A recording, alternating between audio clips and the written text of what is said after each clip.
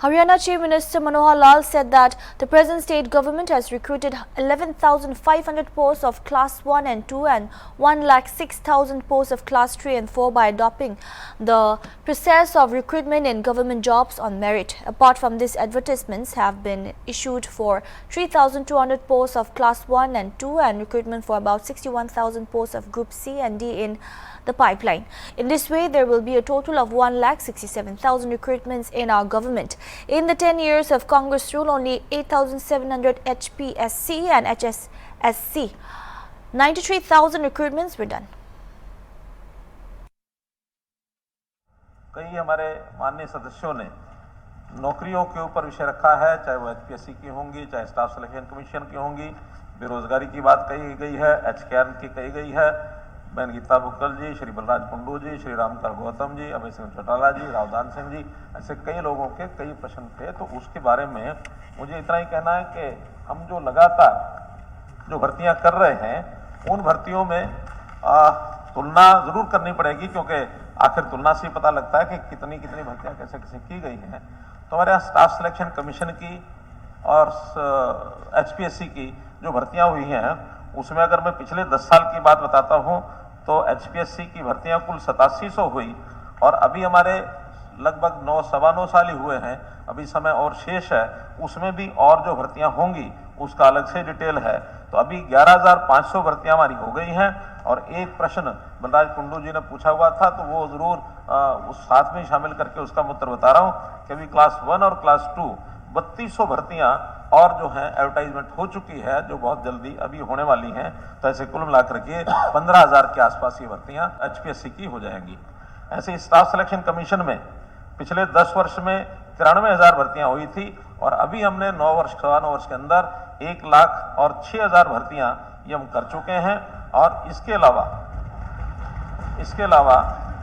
45,873 group 3 की यानी सी की ग्रुप सी की भर्तियां, उसका सीटी टेस्ट हो गया है। ये अलग बात है कि उसमें से कोर्ट के अंदर कुछ केस गए हुए हैं और खास करके हम जो एक लाभ सोशो इकोनॉमिक जो क्राइटेरिया के माध्यम से 5 अंकों का जो हमने लाभ देने की बात कही थी गरीब परिवारों को जिनके घर में एक भी नौकरी नहीं है या जो अन्य कुछ क्लासेज हैं, उसको लेकर के और कुछ आपत्ति कुछ एप्लीकेंट्स ने लगाई हुई है और बहुत जल्दी उसका मैं समझता हूँ फैसला हो जाएगा। तो 48,873 तो ग्रुप सी की भर्तियां होंगी और ऐसी ग्रुप डी का अलग से सीईटी टेस्ट हुआ है और उस ग्रुप डी में एक प्रावधान है कि जब रिजल्ट आएगा, क्योंकि वो भी लगातार 3 साल के लिए रिजल्ट निकाल के रखा जाता है, 3.5 लाख के लगभग लोग उसमें पास हुए हैं, उनका कोई इंटरव्यू नहीं होना है, केवल रिजल्ट के आधार पर ही उनकी जो नियुक्तियां हो जाएंगी, जो भी उसमें क्वालिफाई करेंगे मेरिट पर आएंगे। उसमें प्रावधान ये है कि जब रिजल्ट निकालना होगा उस समय हमारे पास कितनी रिक्वेशन देंगे उसके हिसाब से और वो भर्तियां होंगी। चीफ सेक्रेटरी ऑफिस ने वो रिक्वेशन देनी है। अभी तक चीफ सेक्रेटरी ऑफिस में डिफरेंट डिपार्टमेंट्स की ओर से 13,657 भर्तियों की रिक्वेशन तो जा चुकी है, लेकिन मुझे लगता है कि रिजल्ट कुछ समय के बाद आएगा, तब तक 1,500-1,500 और भी रिक्वेशन आ सकती है। तो लगभग 15,000 भर्तियां वो आने वाले 6 महीने में ये और हो जाएंगी। तो ऐसे 15,000 ये होंगी और 1,06,000 हम पहले दे चुके हैं। 15,000 और 45,000 ग्रुप थी, तो कुल मिलाकर के 60,000 भर्तियां ये होंगी।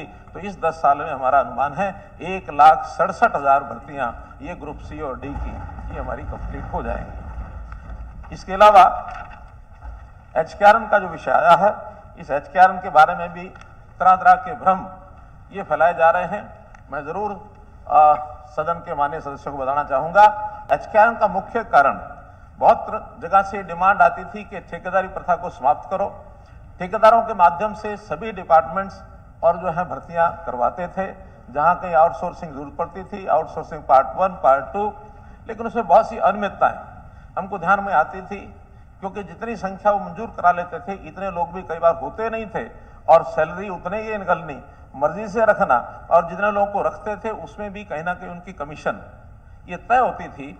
और उसकी जो बहुत शिकायतें आने के बाद उन सबको समाप्त करके हमने हरियाणा कौशल रोजगार निगम ये एक सरकारी प्लेटफॉर्म बनाया है। चीफ सेक्रेटरी की देखरेख में ये सब चलता है। जितने पुराने लोग थे उनको ऑप्शन दी गई थी कि अगर वो उसी व्यवस्था में बने रहना चाहते तो बने रहें, अगर एचकेआरएन में आना चाहें तो उनको पोर्ट करेंगे। तो ऐसे अधिकांश लोगों ने और अपनी सहमति दी थी। 1,05,728 ऐसी मैन पावर है, ये दूसरे विभागों से पोर्ट की गई। और अलग से जो डिमांड आई थी उसमें 12,885 ऐसे नए लोगों को भी उसमें HKR में रखा गया है। और जो नए लोग रखे जाते हैं उसके अंदर पारदर्शिता से बाकायदा सभी जो कैंडिडेट्स होते हैं उनको उनका पैरामीटर क्या है, मेनली परिवार की इनकम जिसकी कम होती है उसको इनकम ज्यादा देते हैं ताकि गरीब लोगों को ये आउटसोर्सिंग की ये प्राइवेट नौकरी मिल सके। ऐसे ही उनकी शिक्षा, ये उसका दूसरा पैरामीटर होता था। स्पेशल स्टेटस परिवार का है, हमारी कोई बहन विडो है, विडो का बेटा है, कोई दिव्यांग है, तो इस नाते से एज का भी क्राइटेरिया उसमें रखा था कि अगर एज 28 वर्ष से और 34 वर्ष के बीच के अंदर है, 35 वर्ष की, वो एक आयु ऐसी होती है जिसमें तुरंत कुछ ना कुछ काम उसको मिलना चाहिए। इस एज वर्ग को वरीयता दी जाती थी। जिस ब्लॉक में नौकरी करनी है उसी ब्लॉक का व्यक्ति होता है तो उसको भी वरीयता दी जाती है, ताकि ग्रुप डी का व्यक्ति थोड़ी सैलरी में बहुत दूर अगर चला जाएगा तो उसको कठिनाई होगी। कुछ ऐसे उदाहरण आए हैं कि रहने वाला नजदीक यहाँ का है और उसको नौकरी शायद 150-200 किलोमीटर दूर उसको मिली है। कारण क्या है कि उस समय उसका जब ऑप्शन की बात आती है तब तो उसको लगता है कि क्योंकि नौकरी मिल रही है वो दूर की भी सिलेक्ट कर लेता है। बाद में जब ज्वाइन करता है फिर उसकी ओर से शिकायत आती है कि मुझे तो 200 किलोमीटर दूर भेज दिया गया। हालांकि स्टेशन की ऑप्शन भी उसी को दी जाती है कि ये नौकरी है, आप ज्वाइन करना चाहते हो तो जाकर ज्वाइन करिए। आगे से और हम इस दूरी के अंक ज्यादा रखना चाहते हैं ताकि जो निकट का व्यक्ति है उसको सिलेक्शन में अंक ज्यादा मिल जाए, दूर जाने वाले को ऑप्शन ही कम हो जाए ताकि व्यक्ति को जैसे उसमें ऑप्शन मिले वो उसमें भर सकता है।